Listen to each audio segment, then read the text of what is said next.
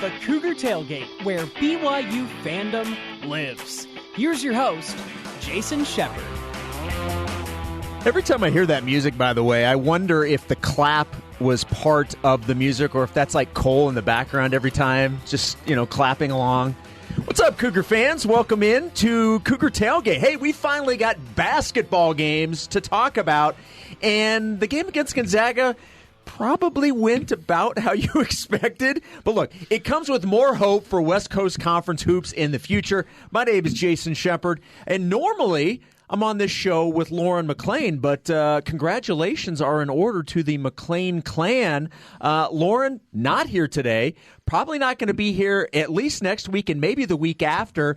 They have welcomed their second child, so congratulations to Lauren and Steve and Cash, their son. And now they can add another son, and if memory serves, Memphis Levi McLean is the new member of the McLean family. So congratulations to Lauren. So she's going to take some much-needed maternity time and be with her family. So joining me on the show today is a coordinating producer for BYUtv Sports. His name is Dave Phillips Jr. He is my boss. Everyone calls him Junior, though. His dad is Dave Phillips. Everybody just calls him Junior. So, Junior, welcome into the Cougar Tailgate. Thank you very much. Happy to be here. Obviously, not Lauren, but I'm going to have a little voice different, than Lauren. little bit different voice than Lauren, and hopefully a little different takes on that. No, I'm really happy to be here. This is fun. Love the show, and excited to be a part. Okay, so your career, and you've been doing this a really long time, but all of your career has been behind the scenes, so in a lot of different arenas. So first off, give everybody a quick idea of what your background currently is and what it means as a coordinating producer for BYUtv Sports, but also kind of your background and how you got here. So, I've been around sports a long time and stuff. I started off when I got out of college, went and worked for the Jazz. Absolute dream job and stuff, doing the pre, half, and post-game shows and learning to produce and learning kind of the background side, and ended up doing a lot of stuff with NBA TV and ESPN and CBS and a lot of things. Done a lot of stuff with Real Salt Lake and producing and actually doing graphics. Been with BYUtv almost 8 years now, and absolutely love it. It's probably the favorite place I've worked. But this is a fun job. Behind the scenes, we kind of my job is to make sure that everything happens. Make sure that we have sports. It's the man that makes it all go. Something like that. But making sure that we have people in the right place and that we're broadcasting as much as we can. BYU is such an amazing university where it doesn't matter what sport it is. It seems like BYU's at the top. I can't think of a sport where BYU isn't a contender and stuff. There's up years, there's down years and stuff like that. BYU's Olympic sports don't get the credit I think that they deserve nationally in terms of just how good the overall athletic department is. Obviously, football and basketball are going to get your notoriety. They're going to get the biggest attention. But as a complete athletic department, BYU is phenomenal. It really is, and it doesn't matter. Obviously, football, basketball get the most attention, but cross country, which isn't a sport that's broadcast, we're 1 and 2 in the nation, right? And stuff, and you forget about that, and so that's kind of one of the unique things about BYU is we have access to some of the best teams in the country, but also the best broadcast facilities. Name another place where you have the amazing facilities that we have here, the radio station, the TV aspect of it. This is an amazing place to be, and it's really a great university to work for. Well, we're going to tap into your knowledge and kind of the behind-the-scenes stuff that maybe fans don't necessarily either know about, or if they do know about it, maybe know to the degree in which stuff happens or has to happen for games to come about. There's a lot of stuff. I'm actually really excited to have this conversation. We're going to do that coming up in our next segment. Right now, though, since we mentioned it, we actually do have a basketball game to talk about, and you can actually speak to this a little bit before we get into it more in detail in the next segment. But obviously, the game against Gonzaga on Thursday night, which obviously didn't go BYU's way, and BYU was a heavy underdog going into that. Gonzaga's the number one team in the country. That is a game that essentially came about in roughly 48 hours, and you had a kind of a front row seat to a lot of this. Yeah, and it was amazing. We look and we see, and we'll talk about Mark Pope tweets out, "Oh, we got a game." The interesting thing was before that, there were probably 4 or 5 different options on the table, and the great part about this is, and it was terrible. I mean, we heard the stories of they're on the plane, they're flying to LA to go play Pepperdine. And then midair, 30 minutes in, they turn around and come home. They are walking to get on the bus to go to the plane to fly to San Diego, turn around, go home. And then it's, Monday, they find out, okay, now we're not playing Pacific anymore. So there's a lot to go into it. And Mark Pope and Tom Holmoe and these guys, obviously they want to play. BYU has a good team this year and stuff. They really want to make some noise, and you can only do that when you play. And so they worked really hard to reach out and had multiple options on the table. Obviously, Gonzaga is the one that you want. If you want to be the best, you got to beat the best. And so you got to play the best. And you happen to have the number 1 team in your conference. Yeah, which, you know what, and a huge credit to Mark Pope. On BYU basketball with Mark Pope, we kind of teased him and stuff, and we gave him the Zach Wilson headband of any team, any time, any place, because not afraid. They will go out and they will schedule and they will play whoever they can. Do you think he kept that, by the way? Do you think it's like in his office, like on his desk? I bet it is. I think it's kind of a fun joke and stuff for him. I'd keep it. Yeah, definitely. But, I don't think we're going to see him wear it. maybe in a pickup game, sure, and stuff. Yeah. And by the way, that's what I want to see is the BYU basketball coaches pickup game. Look, we hear that they pick offices based off of like a shooting contest. Yeah. Look, we've already aired one of their practices. Let's air that. You know what? That would be fun. That would really, really be fun. And by the way, the practice, that was one of the neat things that I've ever done in my life was televising a practice. I think that was something unique and different and kind of one of the special things from COVID where we've been able to do scrimmages and practices this year and a unique look at behind the scenes. Let's talk about the actual game against Gonzaga. Once you knew that BYU was going to play the game, look, like we said, BYU went in as a 17-point underdog. Ironically enough, they end up losing by 17. It really is strangely creepy how often that turns out to be accurate. But look, Gonzaga came in. They were obviously undefeated, the number 1 team in the country, probably the best Zags team they have ever had, and that's really saying something.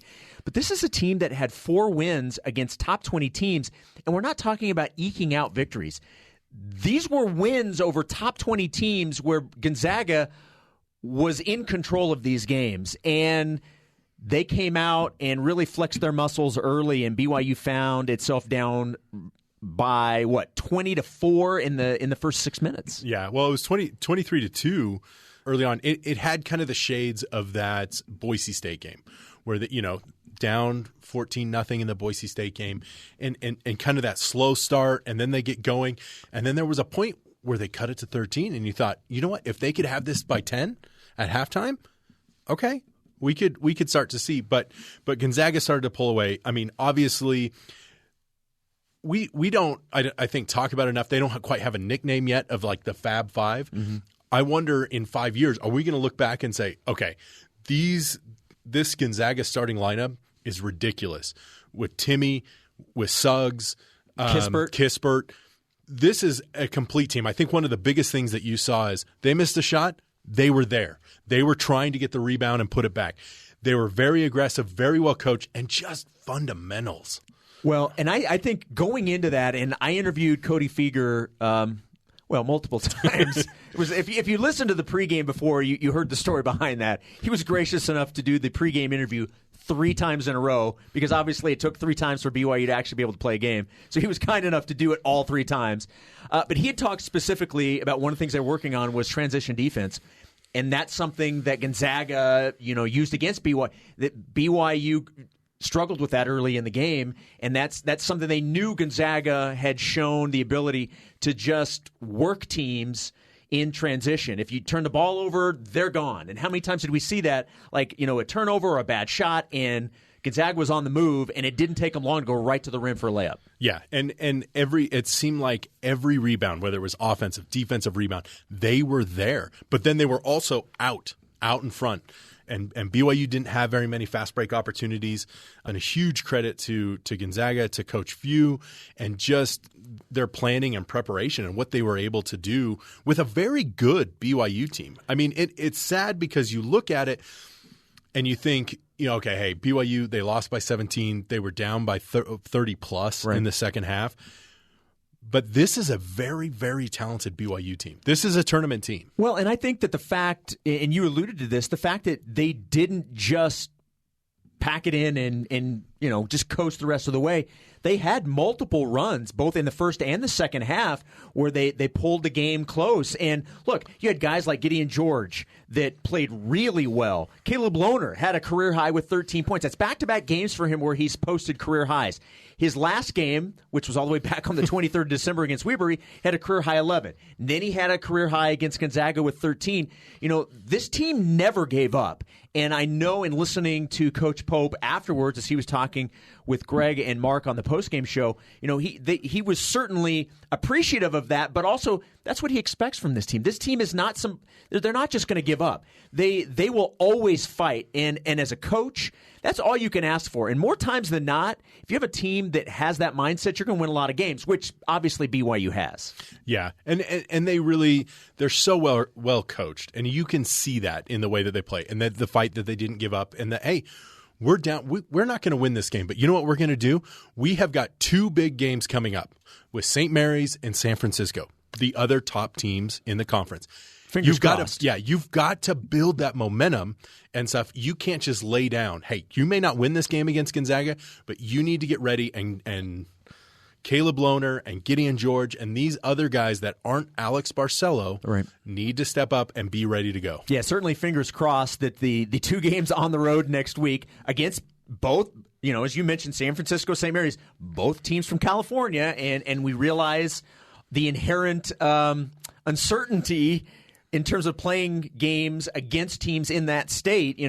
It's certainly something we will all be paying attention to for many reasons, because we're obviously fans. But for Junior and I, it's our job, so we're paying very close attention to some of those details, and we're going to get into that coming up on the other side. When we come back, we're going to take a deeper dive into just how much goes into the scheduling of these basketball games and games in general. Junior is the guy to talk about that. You're not going to want to miss this. This is some good stuff. If you're looking for the kind of the behind the scenes, sort of peeling away the layers to find out how things really work, this next segment's going to be right up your alley. We'll do that when we come back. That's next on the Cougar Tailgate.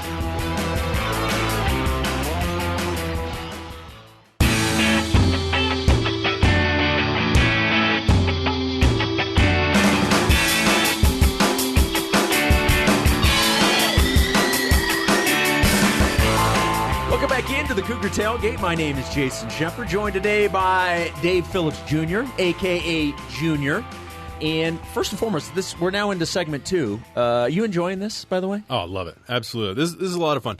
And look, this is what we do around our office anyway. I was going to say, this is the thing, is during the day, we get together, we sit around, we talk BYU sports. We talk about what's going on in the world of sports and stuff. This is like a typical conversation that we would have any day. And that's why I absolutely love this job, is I don't have to talk politics. I don't have to talk anything else. We talk about sports. In the end, it doesn't really matter, but it does. And that's what's fun about sports. Well, and one of the cool things about having you on the show today is you can give an insight that a lot of people may not necessarily know goes into scheduling games and putting schedules together and all that kind of stuff. As we mentioned in the previous segment, the game against Gonzaga came together very quickly. About 48 hours is about what it took. And we saw Mark Pope tweet out on Monday, hey, we got a game. And so there were reports and news leaking that it was probably going to be Gonzaga, but there was nothing official for quite a while. Can you give everybody, maybe not specifically, with that situation, but obviously you can speak to it, but just in general, it's not just, hey, these two teams want to play, it's done. There's so much more that goes into it than just that. Yeah, and obviously this year things are a lot different, where if we're going to watch it, it's got to be on TV. What? And and because we can't be there in person, you can't do that.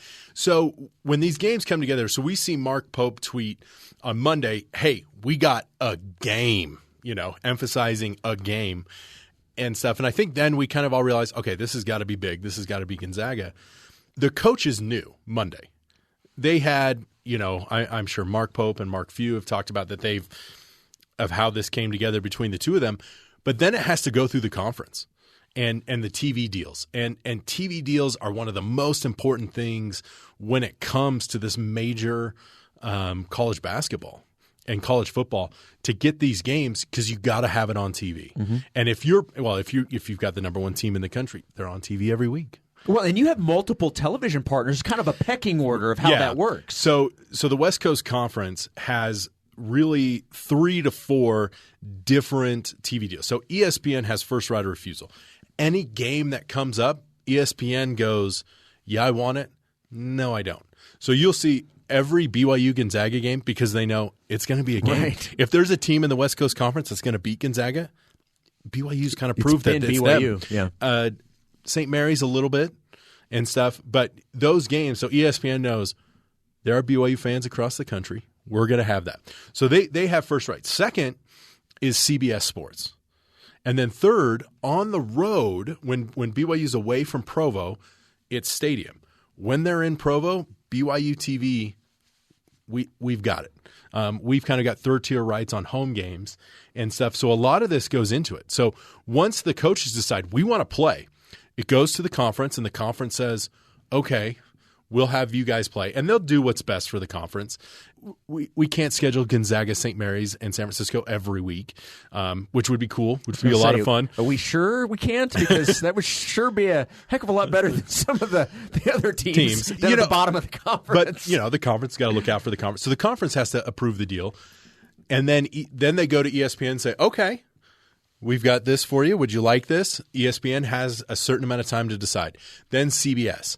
So they've got to set it. Then they've got to work with, if ESPN says, absolutely, we want Gonzaga BYU. This is the biggest game of the day. We're going to want it. Now they got to clear their schedule. Now they got to figure out, where do we want to put it? And the biggest thing is, so Mark Pope tweets that Monday night, and then we don't find out till 2:30 on Tuesday who, when, and where. And a lot of that is they've got to move it. That means they've got to move crews, because you got to have a good crew calling this game. And so in dealing with these deals, typically these are done over the summer.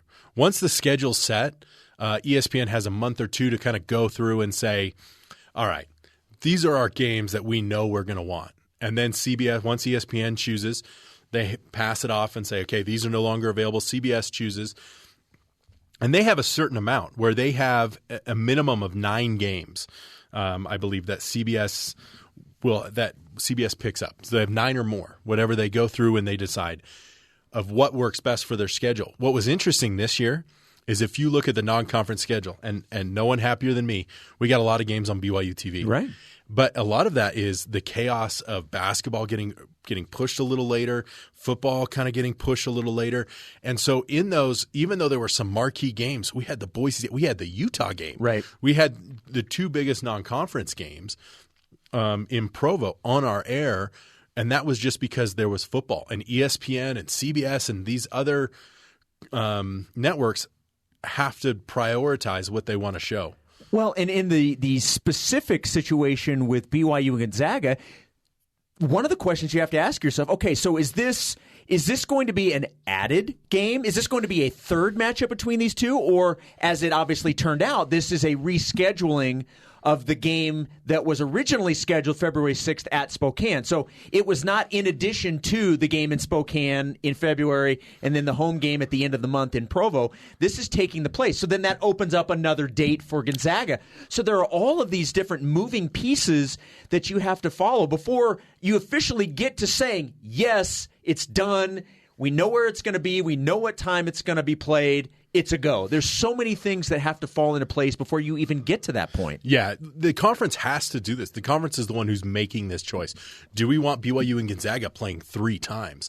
And I think there's a big part of the conference that says, Yeah, we kind of do. But there's others that says we can't just schedule priority. Every team has to have that opportunity because guess what? They're going to get more viewers, and it doesn't matter what team. When Gonzaga is playing, when BYU is playing, when San Francisco is playing, these other schools giving them that opportunity to have those moments where maybe they're having a down year, but they hit it right on one day and everything's dropping. We've seen that in games where just that game here in February last year when BYU beat Gonzaga, and it felt like everything was dropping. It felt like every play, was just went BYU's way. Some teams are going to have that, and the conference has to give everyone that opportunity. They've got to weigh that. What's best for the conference? What's best for that? So many people have their hands in this. Yeah, it would be great if it was, like your backyard game where you call up and say, Jason, let's play tonight. Yeah, let's go play. Let's just go play. And unfortunately, it's not that way. You're part of a conference. You're all working together to do this. But that's kind of the reason why I think a lot of people were maybe, frustrated at BYU or just really, I think anyone. A scheduling announcement sometimes beats the game itself. We were without, though, the eyeball tweets, though, right? Yeah, we got a few. But not like in football. No. This wasn't football. With stuff like that. And, going back to the Coastal Carolina. Yeah, so this is interesting because now you mentioned that with the basketball, you obviously have to go through a conference. BYU football doesn't. There's much more flexibility with BYU football, but it also actually, because I was going to ask you, it's maybe like a cool behind-the-scenes story you can share, and it probably ties in with Coastal Carolina for the bowl game. But because we all kind of lived this behind the scenes, there was a lot going on right around that Coastal Carolina. Why don't you give everybody an idea of what your role as the coordinating producer for BYUtv Sports is? You're mixing and matching and finding where everybody fits in terms of talent and who's going to go where.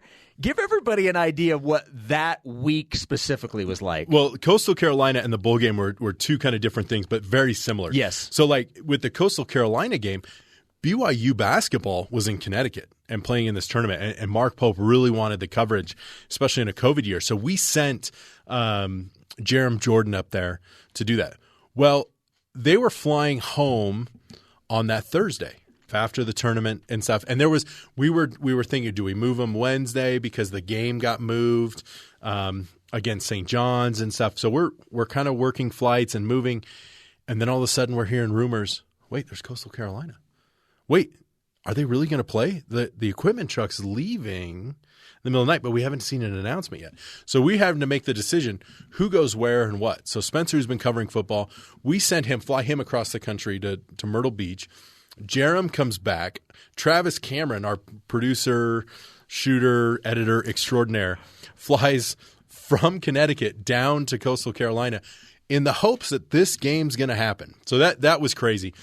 The bowl game, I think, was even more nuts because our good friend Spencer Linton, his wife, as it was well documented and stuff, was pregnant.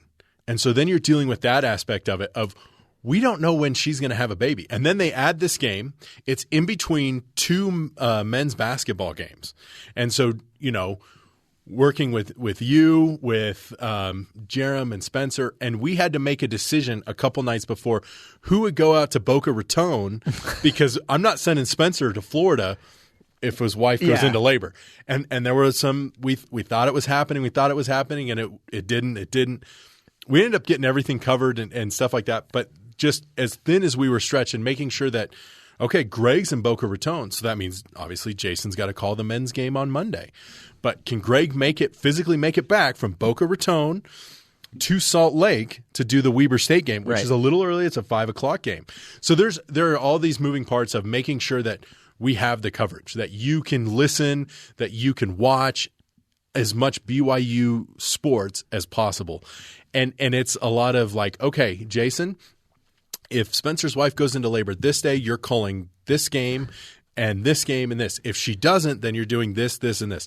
So there's a lot of it that goes together behind the scenes and determining who calls what game and who's where. And in this day and age where we're now going to have 5 sports going at once, the first time that's really ever happened, right. It's going to be insane. The winter-spring crossover is going to be It's going to be insane, but I don't mean that in a negative way. Like, I'm really looking forward to it. It's going to be crazy in terms of the number of games that are going to be going on at the same time, because you're going to have men's and women's volleyball. You're going to have, obviously, still men's and women's basketball going on. You're going to have women's soccer, a team that legitimately, has a chance in the postseason every year. You're going to have baseball starting up. You're going to have all of these things going on at the same time for the very first time ever. And a lot of it, most of it, you're going to see on BYUtv or the BYUtv app or listen on BYU Radio or all of the above. Like, it's going to be an insanely crazy time, but it's going to be a lot of fun. It is going to be a lot of fun. And the best part of it is men's volleyball, ranked number 1. Right. Women's volleyball is ranked 16th right now. 16th right now. So soccer is going to be ranked. Coming off an Elite Eight last year. So every one of these teams is going to be elite. And obviously BYU men's and women's basketball are doing well right now. And so we could have in March and April and May, I mean, we're talking about lots of postseason stuff and things like that, which makes it fun. And with these cancellations and rescheduling. So on Thursday, we were supposed to have Pacific here in Provo on BYUtv, but obviously that got changed, and that could get added back into this mix. So it's a lot of fun. We're kind of on our toes. It's kind of one of those where we tell our families, I'll see you in May. Yeah.